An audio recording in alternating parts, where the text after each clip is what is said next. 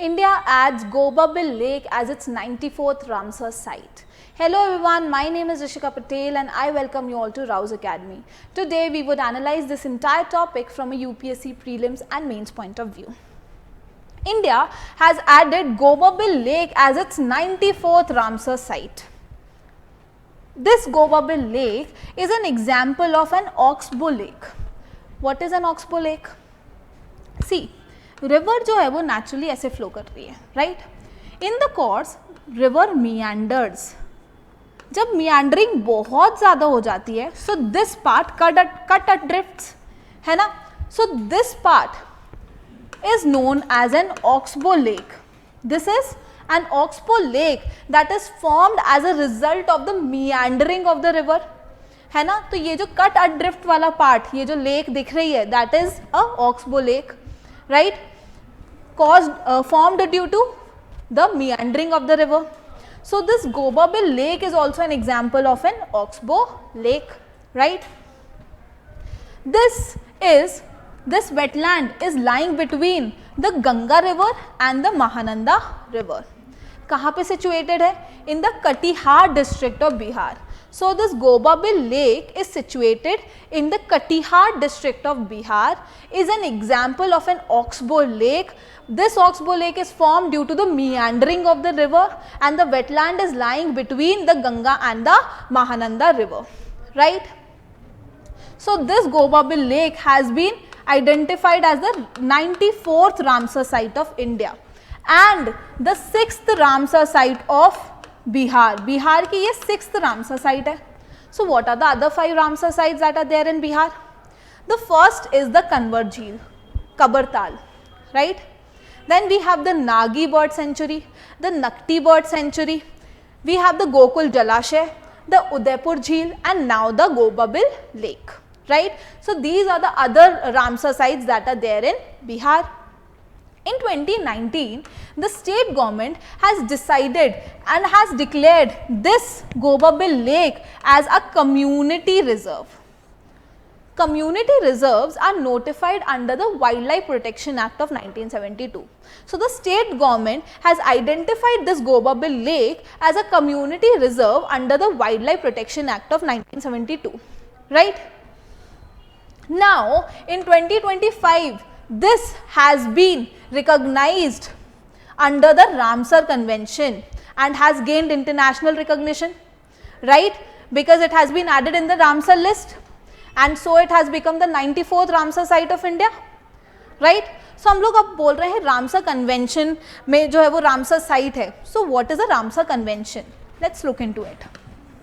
See, ये जो Ramsar convention है ये एक्चुअल में 1971 में रामसर जो कि ईरान में है वहाँ पे से अडॉप्ट किया गया था. क्यों? To promote the wise use of the wetland and to ensure the wise use of the wetland as well as to conserve the wetlands. That means Ramsar convention जो है वो जो हमारे wetlands हैं उनको conserve करने के लिए और उनके wise use को ensure करने के लिए ये जो रामसर कन्वेंशन लाया गया था. कब? 1971 में. कहाँ? इन रामसर, ईरान. ठीक है. ये अडॉप्ट तो 1971 में किया गया था लेकिन ये फोर्स में आया 1975 में. ठीक है. इंडिया ने इसे कब साइन किया? 1982 में. सो इंडिया ने इसे 1982 में साइन किया, right. What are the objectives? The first objective to conserve the wetlands, है ना. इन वेटलैंड्स को कंजर्व करना, इनके वाइस यूज को प्रमोट करना. Then we for example in cases of a trans boundary wetland the objective is to develop international corporation as well, right. And the other objective is to maintain the ecological character of the wetlands, right. So what are the objectives of Ramsar Convention? To conserve the wetland, to promote its wise use, in case of transboundary wetlands develop international cooperation and to maintain the ecological character of the wetlands are the main objectives of Ramsar Convention, right. Now in this Ramsar Convention there is a Montreux record.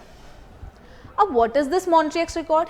ये एक list है या register है. This is a register of threatened Ramsar sites, right. So जो भी threatened Ramsar sites हैं उनका ये रजिस्टर है. दैट मीन्स वो रामसर साइट्स जिनका इकोलॉजिकल कैरेक्टर बहुत ज़्यादा सिग्निफिकेंटली चेंज हो गया है और is likely to change because of human interference, उन रामसर साइट्स को इस रजिस्टर के अंदर इंक्लूड किया जाता है. राइट. सो अगर ऐसी कोई रामसर साइट्स हैं जिसका ecological character has been change और is likely to change because of human interference, those Ramsar sites are included under the Montreux record. Right. अभी कौन कौन सी साइट्स इंक्लूडेड है? कियोलादियो नेशनल पार्क कहाँ पे है? राजस्थान में, and the Loktak lake that is in Manipur. So these are the Ramsar sites that are included in the Montreux record. पहले चिलिका को भी इंक्लूड किया गया था इस मॉन्ट्रियक्स रिकॉर्ड में, अब इसे रिमूव कर दिया गया है. Right. Largest Ramsar site in India कौन सी है? That is the Sundarbans. अब ये सुंदरबंस कहाँ है? वेस्ट बंगाल में. ठीक है, तो सुंदरबंस कहाँ पे है? वेस्ट बंगाल में. That is the largest Ramsar site. तो स्मॉलेस्ट कौन सी है? That is the Renuka, Renuka lake. ठीक है, तो Renuka lake smallest Ramsar site है. अब रेणुका लेक कहाँ पे? हिमाचल प्रदेश. तो अगर मैच द फॉलोइंग आ जाए तो Renuka lake Himachal Pradesh, Sundarbans West Bengal, right, Keoladeo Rajasthan, Loktak lake Manipur. याद रहेगा. नाउ ये जो रामसर अथॉरिटी इंडिया में कौन है, किसके पास पावर है? That is the ministry of environment, forest and climate change के पास पावर है. वेटलैंड्स को कंजर्व करने के लिए ये जो रेगुलेट करने की powers ministry of environment, forest and climate change के पास है. किससे मिल रही है ये authority? Wetland conservation and management rule से. Got it. चलो अब इसकी जो है वो इकोलॉजिकल एंड बायोडाइवर्सिटी सिग्निफिकेंस भी देख लेते हैं. ठीक है, वेटलैंड्स जो है ना is an example of an ecotone, है ना. सो इसका मतलब क्या है कि it will house huge varieties of biodiversity. Right, बहुत ज्यादा बायोडाइवर्सिटी रिच एरिया होगा ये. So this wetland supports rich varieties of flora and fauna. Example जैसे ये जो अपना गोबाबिल लेक है that is housing the lesser adjutant stork, the black necked stork, है ना. तो यहाँ पे वो ये स्पीशीज देखने को मिल रही है. कुछ एक्वाटिक फौना भी देखने को मिल रहा है. For example the wallago attu that is a catfish, वो भी आपको यहाँ पे देखने को मिल रही है. तो बहुत ज़्यादा बायोडाइवर्सिटी रिच रीजन होते हैं ये. ठीक है, तो दैट मीन्स अगर बायोडाइवर्सिटी रिच रीजन है ना, दैट मीन्स आपको कंजर्व भी ज़्यादा करना पड़ेगा इन्हें to protect our biodiversity. Right. और एक और सिग्निफिकेंस है क्योंकि it is acting as a flood plain, this Gobabil lake is contributing to the hydrological stability. कैसे? एक नेचुरल फ्लड बफर बना के this is contributing to the hydrological stability by acting as a natural flood buffer and aiding the groundwater recharge. ठीक है, क्योंकि एक natural flood buffer के जैसे काम कर रहा है, ग्राउंड वाटर रिचार्ज को एड कर रहा है और लोकल वाटर रेजिम्स को जो है वो सपोर्ट कर रहा है. Right. So this becomes another significance, aiding the groundwater recharge, supporting the local water regimes, acting as a natural flood buffer, right? So ये hydrological stability ensure कर रहा है. Okay. ये जो है that is also supporting livelihood and local economy. So this becomes another significance. So these are the ecological and the biodiversity significance, right?